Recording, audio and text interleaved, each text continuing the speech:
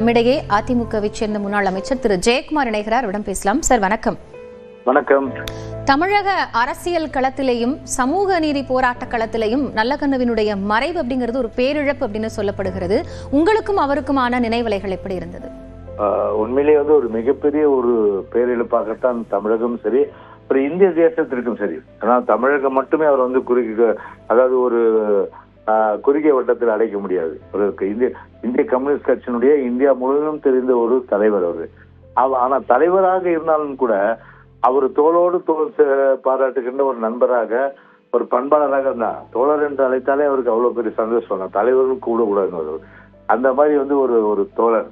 அப்படிப்பட்ட ஒரு தோழர் தன்னுடைய வாழ்நாளில பாட்டாளி மக்கள், அதே போன்று ஏழை எளிய மக்கள், அதே போன்று உழைக்கும் வர்க்கம், விவசாயிகள், நெசவாளர்கள், தொழிலாளர்கள், மீனவர்கள் என்று அனைத்து தரப்பட்ட மக்களுடைய அந்த உரிமைகளை பெற்றுத் தருவதிலே போராடியவர். இன்னொன்று நாம என்னன்னா, ஒரு கட்சியில இருக்கிறதுன்றது ஒரு விசுவாசம் முக்கியம். ஆனா சார்ந்திருக்க அந்த கட்சிக்கு ஒரு விசுவாசமாக 12 காலமாக பயணித்தவர். எந்த ஒரு சூழ்நிலையும் சரி, எமர்ஜென்சி காலத்திலும் சரி, அதே போன்று 1948 அவர் ஒரு சிறை, ஒரு காவல்துறை அவரை பிடித்து சித்திரவதை செய்த காலங்களிலும் சரி, எந்த சூழ்நிலையும் ஒரு தடமாறாத ஒரு தோழராகத்தான் அவர் வாழ்ந்து காட்டினார். ஒழிய அடிக்கிறாங்க, உதைக்கிறாங்க, கேஸ் போட்டதுனால அடுத்த நாளே வேற கட்சிக்கு போறது கிடையாது. அந்த மாதிரி ஒரு உறுதி கொண்ட ஒரு நெஞ்சுன்னு சொன்னா, உறுதி கொண்ட ஒரு மனதுன்னு சொன்னா, ஐயா தோழர் அவர்களை நிச்சயமாக நான் இந்த நேரத்தில் குறிப்பிட்டாக வேண்டும்.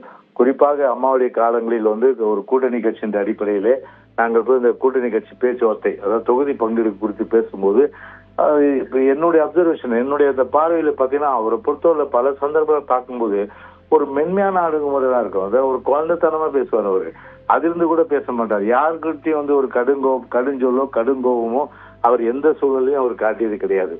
அப்படியெல்லாம் ஒரு எளிமையாக, ஆடம்பரம் இல்லாம, பகட்டு இல்லாம, படோடபம் இல்லாம, ஒரு குழந்தை போல ஒரு அதிர்ந்து பேசாம, எல்லோருக்கும் அன்பு காட்டிய ஒரு கம்யூனிஸ்ட் கட்சியை வளர்த்து எல்லாருடைய உரிமையை பெற்று தந்த இன்றைக்கு நம்முடைய ஐயா நல்லக்கண்ணவரும் இன்றைக்கு இல்லை என்றாலும் கூட இந்த உலகம் உள்ளவரை நிச்சயமாக அவர் புகழ் என்றைக்கும் நிலைத்திருக்கும்.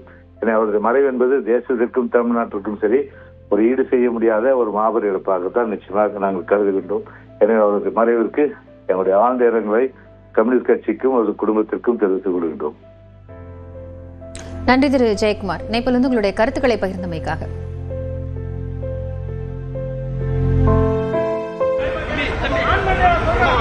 கீழே இருக்கு முகமே தெரியாது. கீழே